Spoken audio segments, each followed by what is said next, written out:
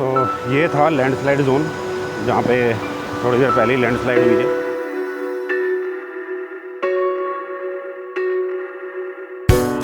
GMEN tourist guest house Raithal पहुँच गया।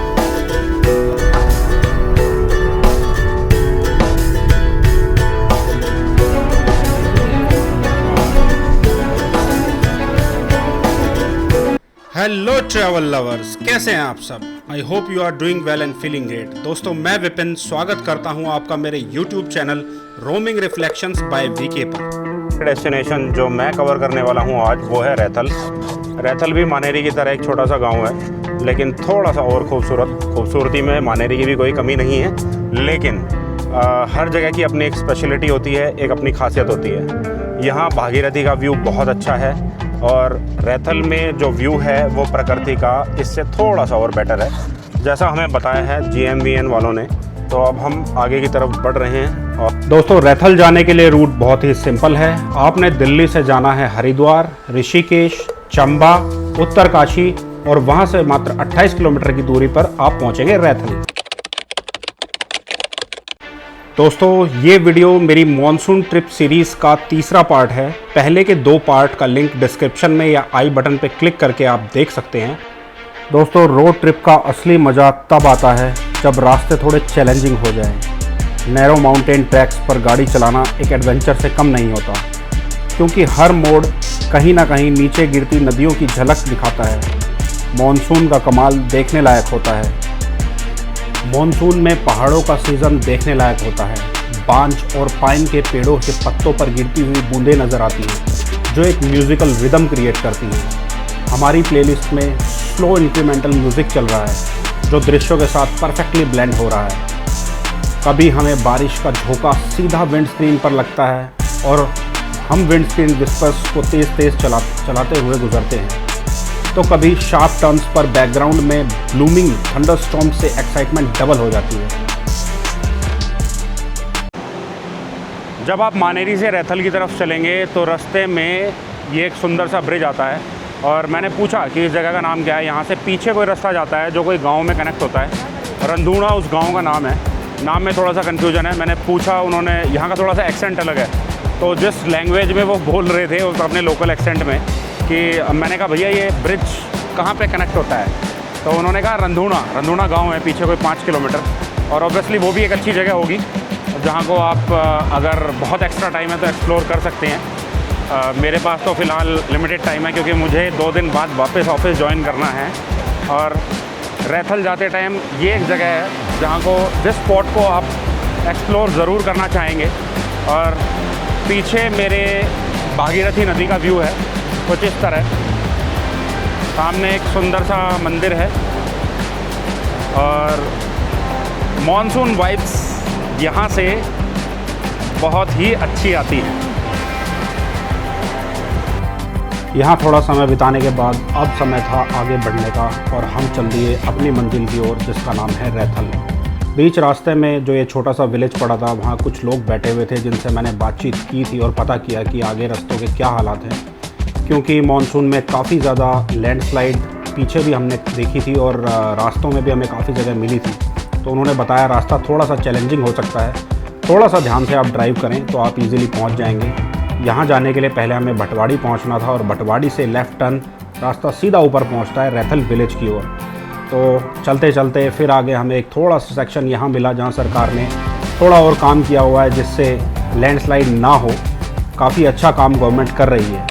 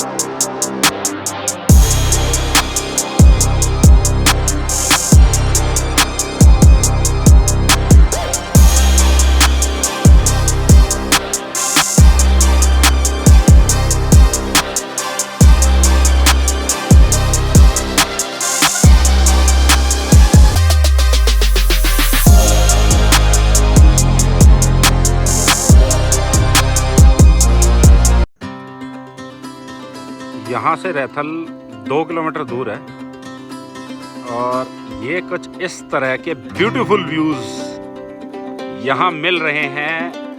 रैथल गांव यहाँ से अब भी कुछ किलोमीटर दूर था, पर रोड का ये सेक्शन इतना सुंदर और इतना शानदार था कि हमने गाड़ी रोक के थोड़ी देर यहाँ रुकने का फ़ैसला किया और वो बिल्कुल वर्थ था। अभी सभी की एक्साइटमेंट लेवल और ज़्यादा बढ़ गई थी कि जब यहाँ इतने सुंदर नज़ारे हैं तो जब रैथल पहुँचेंगे वहाँ किस तरह का वातावरण होगा, किस तरह की जगह होगी। और इसी एक्साइटमेंट के साथ हम बढ़ चले आगे रैथल की तरफ।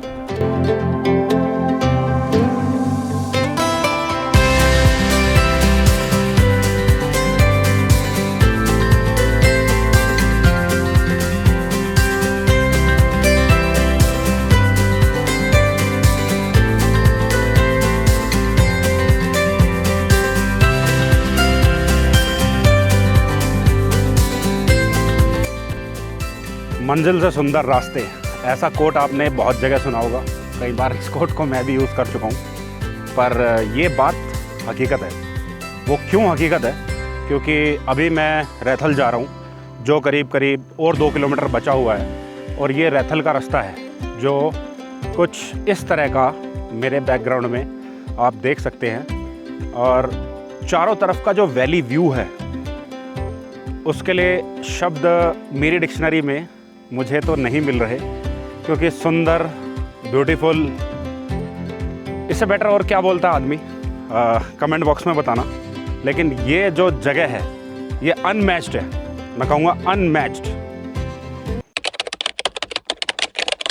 GMEN tourist rest house Raithal पहुंच गए हम।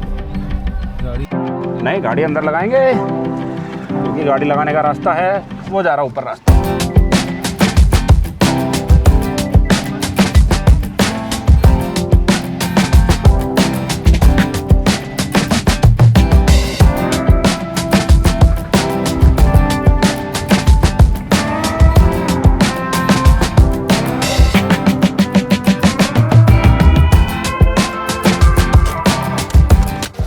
जिस वेदर को एक्सपेक्ट करते हुए मैं यहाँ पे पहुँचा था वो अब हो चुका है और मैं ज़रूर शेयर करूँगा, क्योंकि ऐसा नज़ारा मैंने तो आज तक कभी नहीं देखा था।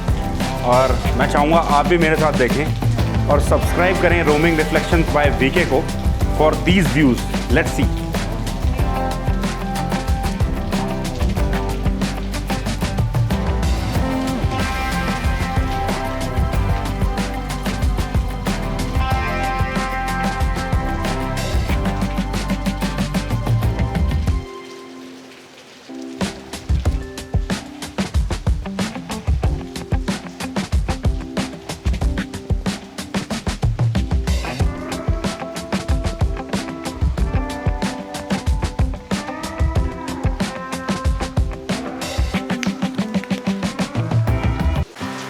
बारिश के रिमझिम के साथ आपको एक प्रॉपर्टी का भी टूर करा देते हैं, क्योंकि अगर आप ये वीडियो देख के यहाँ आते हैं तो डेफ़िनेटली आपका मन करेगा यहाँ रुकने का, जहाँ मैं रुका हूँ। तो ये कुछ इस तरह का हमारा रूम का व्यू है। और जो मेरी बात हुई थी जो यहाँ पे मैनेजर हैं, उन्होंने मुझे ये बताया था कि यहाँ पे लगभग 2-2.5 महीने से कोई गेस्ट आया नहीं है। तो प्रॉपर्टी थोड़ी सी क्लीन मैं कहूँगा नहीं थी, अदरवाइज़ ओवरऑल ये वॉशरूम है।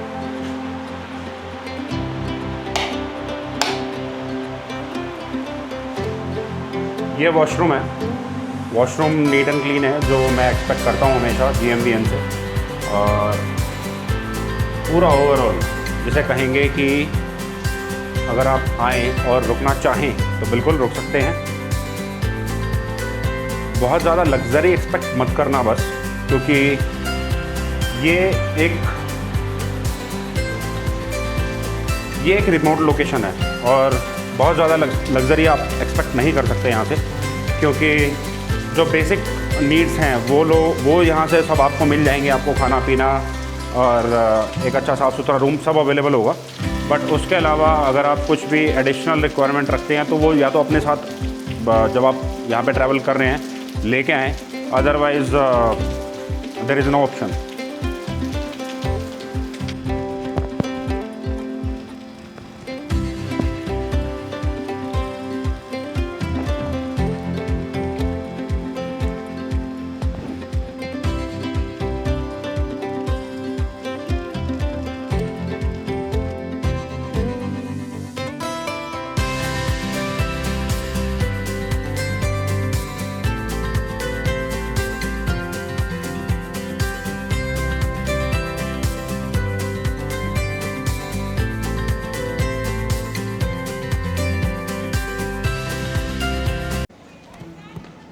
तो रैथल जो जगह है वो फेमस है अपनी नेचुरल ब्यूटी के लिए। ज़बरदस्त व्यूज़ यहाँ पे मिलते हैं और बहुत ही कम ऐसी जगह हैं जहाँ इतना सीनिक व्यू होता है। और एक और चीज़ के लिए फेमस है ये, यहाँ से दयारा बुग्याल ट्रैक जाता है। फ़िलहाल मौसम ख़राब की वजह से वो बंद है, लेकिन दयारा बुग्याल ट्रैक का रास्ता यहीं से जाता है। ये गेट बना हुआ है दयारा बुग्याल ट्रैक, और यहाँ पे द गोट विलेज नाम की भी कोई जगह है। मतलब अभी मेरे पास तो उतना टाइम नहीं है कि मैं उसको एक्सप्लोर कर सकूं, लेकिन बारिश की वजह से भी रास्ते थोड़े से गड़बड़ है। और ये एक इसकी छोटी सी मार्केट है जहाँ पे आपको बेसिक नीड्स की सभी चीज़ें अवेलेबल होंगी। ये रास्ता आगे की तरफ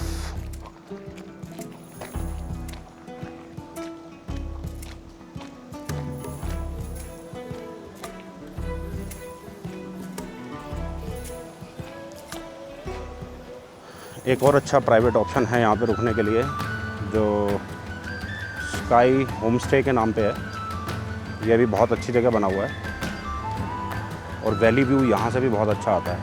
तो अगर GNVN कंसिडर नहीं करना है और किसी प्राइवेट स्टे में रुकना है तो ये ऑप्शंस यहाँ पे काफ़ी अवेलेबल हैं। काफ़ी होम स्टे के ऑप्शंस यहाँ पे अवेलेबल हैं।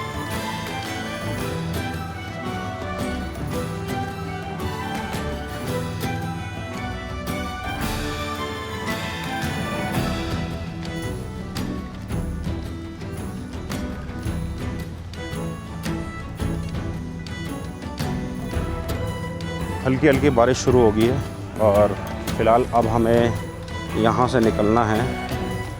रास्ता थोड़ा सा डिस्टर्ब है, इस रास्ते से हम कल आए थे।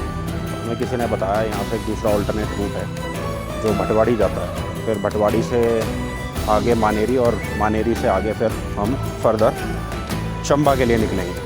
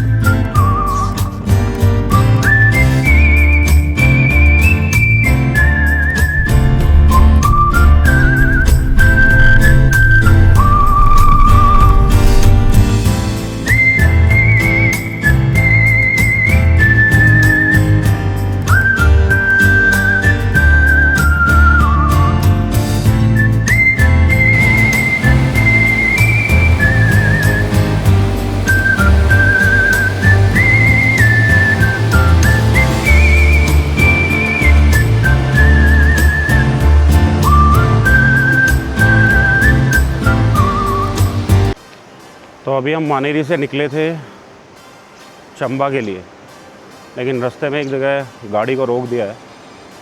उन्होंने बोला कि काफ़ी हैवी लैंडस्लाइड हुई है और JCB आ रही है, 1.5 से 2 घंटे का समय लगेगा, तब जाके ये रास्ता क्लियर होगा।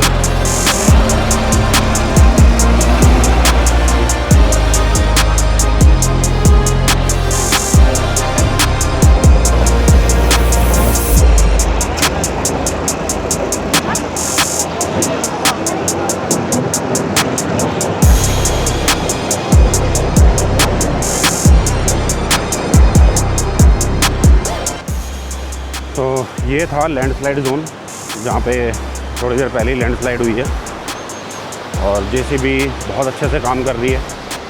गवर्नमेंट ऑफिशियल्स यहाँ सब बहुत सपोर्टिव हैं कि अगर कोई भी इशू होता है तो इमीडिएटली वहाँ पे एक्शन होता है। जेसीबी ने 5 मिनट में सफाई कर दी है। अब यहाँ से आगे निकलते हैं। एक जगह रोड और ब्लॉक है नेताला के पास, जहाँ पे थोड़ा वेट करना पड़ेगा, और उसके बाद अगर वहाँ से निकल जाते हैं तो फिर बाकी रूट में ऐसा कोई खास इशू नहीं है। तो लेट्स सी कितना क्लियर मिलता है आगे। यहाँ से तो अभी हम निकल गए हैं।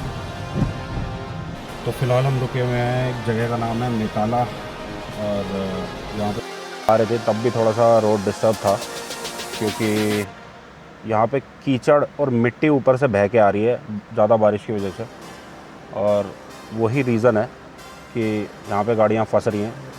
और जब मैं परसों आया था तब भी यहाँ पे कंटिन्यूस काम चल रहा था, जेसीबी लगी हुई थी, अदर हैवी मशीनरीज काम कर रही थी, और अभी भी काम चल रहा है। तो देखते हैं, ये कह रहे हैं आधे पौने घंटे बाद रास्ता खुल जाएगा, तो तब यहाँ से निकला जाएगा।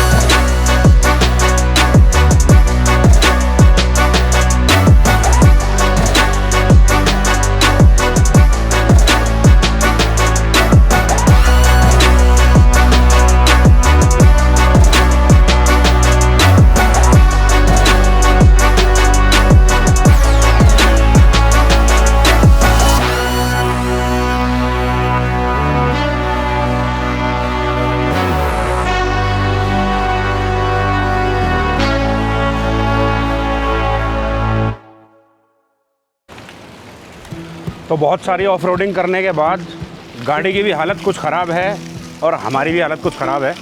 और ये भाई साहब पैर धो रहे हैं अपने, थोड़े से साइड इफ़ेक्ट ऑफ रोडिंग के, क्योंकि धक्का भी लगाना पड़ गया था। देखिए हमारी भाई साहब आप तो ऐसा लग रहा है लेंटर डाल के आए हो। और भैया ये हमारी धन्नो, आज इसकी पूरी कसरत हो गई है।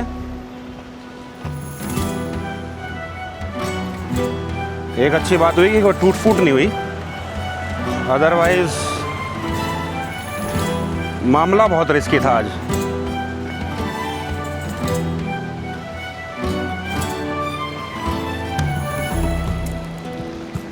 तो अब हम जा रहे हैं चंबा की तरफ। उत्तरकाशी से करीब 20-22 किलोमीटर आगे हैं हम। और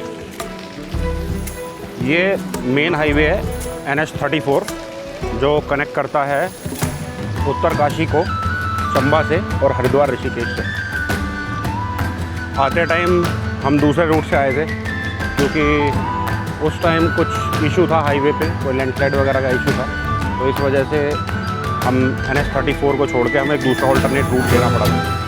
हालांकि उसका हमें फ़ायदा भी हुआ क्योंकि इतने सुंदर नज़ारे हम मिस कर देते अगर उससे ना आते तो। अगर मुझे दोबारा इस रूट पे आना पड़ेगा, अगर मुझे दोबारा इस रूट पे आना हुआ तो मैं आऊँगा उससे और जाऊँगा इससे, क्योंकि वहाँ रोड थोड़ी नैरो है लेकिन बहुत ही ज़बरदस्त नज़ारे हैं उन सड़कों के। वो सारी डिटेल्स वीडियो में आपको देखने को मिलेंगी अभी आगे। दोस्तों, मुझे उम्मीद है ये सफ़र आपके दिल के करीब रहा होगा। अगर आपको ये यात्रा पसंद आई हो तो लाइक, कमेंट और सब्सक्राइब करना बिल्कुल ना भूलें। अपने उन दोस्तों को शेयर करें जो ऑफ बीट डेस्टिनेशंस घूमना पसंद करते हैं। अगली यात्रा में फिर मिलते हैं, तब तक के लिए अलविदा। ट्रैवल, स्माइल, रिपीट, क्योंकि सफ़र ही तो ज़िंदगी है।